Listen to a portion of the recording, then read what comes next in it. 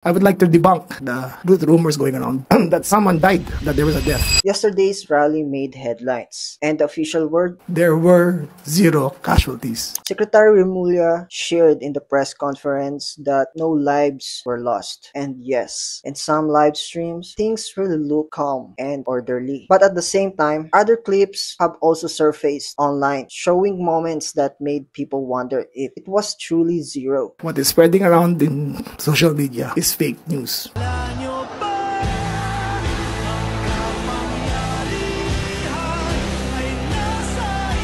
Pero ganun pa man, walang ginamit na dahas laban sa mga realista. In situation like this, different perspective always exist. None of the protesters were seriously hurt.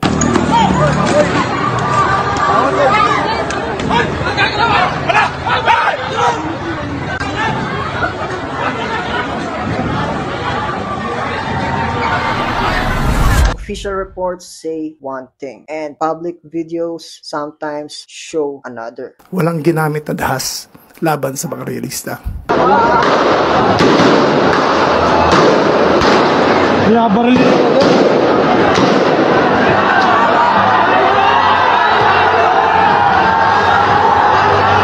Tangina, namamaril!